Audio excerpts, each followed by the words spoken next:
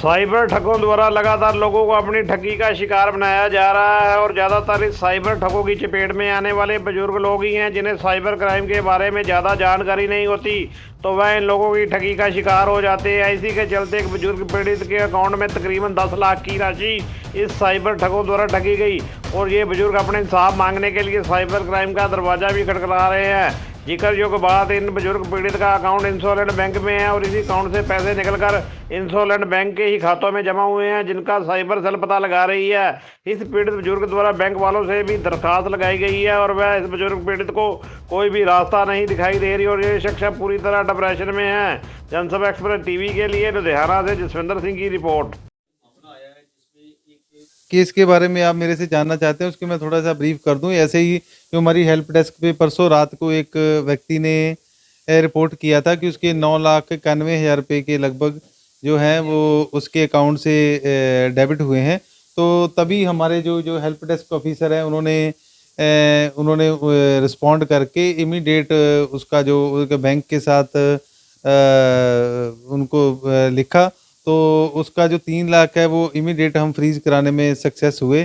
तो फर्दर हम उसके पे आगे काम कर रहे हैं। उनको जो भी है साइबर फ्रॉड को ट्रेस करने की जो भी अगली कार्रवाई कर रहे हैं। मिसेस अशोक विनायक लुधियाना में रहते हैं हम लोग, किचलू नगर एरिया में, और किचलू नगर में ही इंडोसेंट की ब्रांच है जहां हमारा अकाउंट है।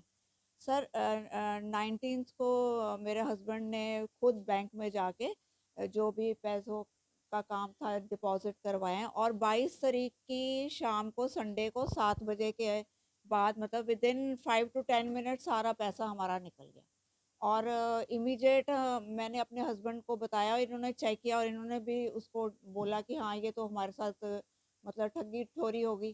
तो हमने विदाउट वेस्टिंग एनी टाइम हमने साइबर क्राइम के जहाँ जाकर हमने उनको बताया और साथ में ही हमने बैंक वालों को, जो बैंक मैनेजर है उनको मेरे हस्बैंड ने फ़ोन पे सारा बताया कि ऐसे ऐसे हुआ है। जबकि सर हमने कभी भी ऑनलाइन मतलब कि मोबाइल के थ्रू कभी भी कोई भी बैंक का काम नहीं किया, ये मैनुअली वहाँ खुद जाकर ही सारा काम कराते हैं विदाउट टेलिंग एनी ओटीपी, किसी से शेयर नहीं किया, कुछ भी नहीं किया।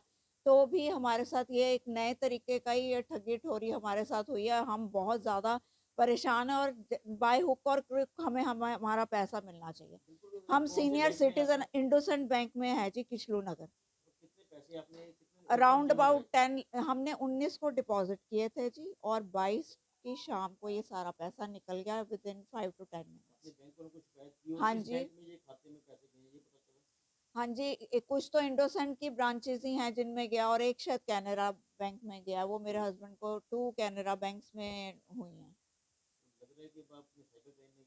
देखिए साइबर क्राइम वालों ने हमारे साथ बहुत कोऑपरेट किया उसी टाइम, मतलब कि उन्होंने हमारा फ़ोन अटेंड करके, मैंने उनसे बात खुद की थी और उन्होंने मेरे हस्बैंड का फ़ोन नंबर लिया क्योंकि उस टाइम हम बिना टाइम वेस्ट किए उसी टाइम, क्योंकि आरबीआई बोलता है कि विद इन 3 डेज़ अगर आप कंप्लेंट आप वहाँ करवा देते हो तो उसके ऊपर कार्रवाई होती है। लेकिन हमने तो बिना टाइम वेस्ट किए 1.5 घंटे के अंदर अंदर ही हमने वहाँ जाके सारा अपना बता दिया उनको कि ये हमारे साथ हुआ है।